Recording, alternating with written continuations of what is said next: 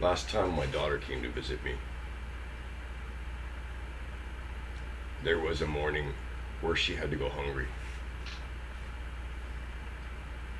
She didn't get to have any breakfast. There was a transit strike going on. The entire city of Halifax was completely shut down. There were no buses, no public transportation. People couldn't get to work. People couldn't get to school. People couldn't get to university. Businesses shut down. Schools shut down. The city was like it was January or February. It was cold. I can't remember exactly when it was, but it was cold. And there was a transit strike. And I had to work from home. I didn't have much food in the house. I had to go and get some food. I had to go to the store. And my daughter slept in until, I don't know, 10 o'clock. And I was sitting, like, she didn't want to sleep in her bed in her bedroom because she felt lonely. It was a new house and she felt lonely and she wanted to sleep in the bed with me. And I was single. My common law wife and I had been broken up. So I said, that's okay. Throw on some sweatpants and a t-shirt and some queen size bed. It's not like I'm spooning my kid, right? Like, she didn't want to be alone. So I wake up and I'm lying in bed and I'm doing on the computer. And my daughter wakes up and she's hungry. And I don't have anything. And I mean, it's not like I'm some irresponsible piece of shit, right? Like, there was a transit strike. The whole city was in chaos. I had to work remotely from home. And I had to focus on my stuff. I had meetings, I had things to do. And then when lunchtime came, we walked over to the store and we got a bunch of groceries and food, and I fed her.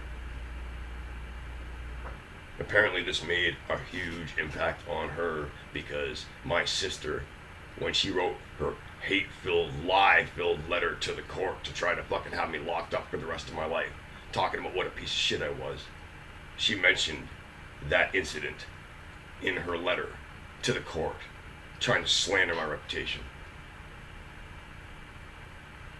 That incident where she didn't get to have any breakfast one day, and it was only one day, it wasn't a pattern of behavior, it was one day. That was such a fucking vile thing that I don't deserve to be with my kid, because I neglected my kid, I didn't love my kid, I didn't care for my kid. Because one day, while I had to work from home remotely during a transit strike, on one particular day, she had to do without breakfast. My daughter must have talked to my sister or my mother. She must have talked to them about it. And they must have inflated it and inflated it and inflated it and inflated it. But, you know, you can't trust anything that they say about me. It's a matter of public record. I'm going to get my hands on the transcript. There's a hearing that I participated in with lawyers and judges, and there was an investigation done.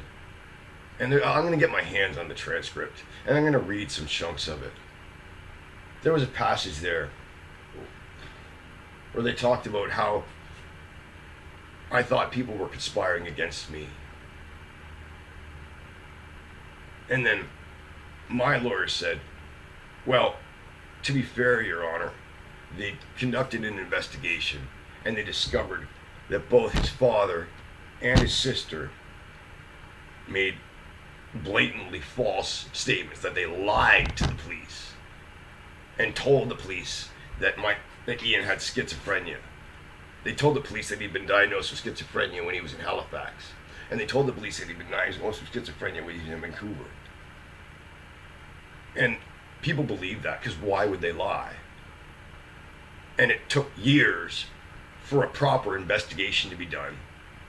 And when that investigation was carried out, it was conclusively determined that I wasn't diagnosed with schizophrenia in Halifax, that I wasn't diagnosed with schizophrenia in Vancouver, that I don't have schizophrenia, that these are blatant lies done with the intent to destroy me.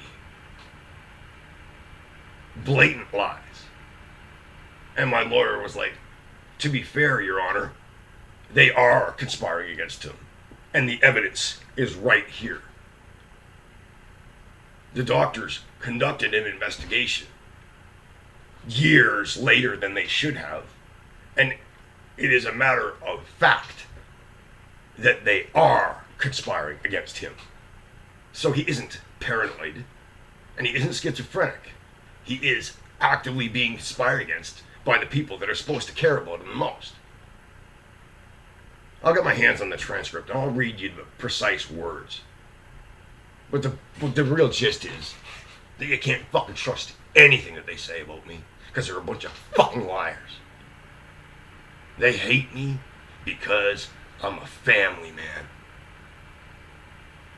That's why they hate me, because I'm a family man.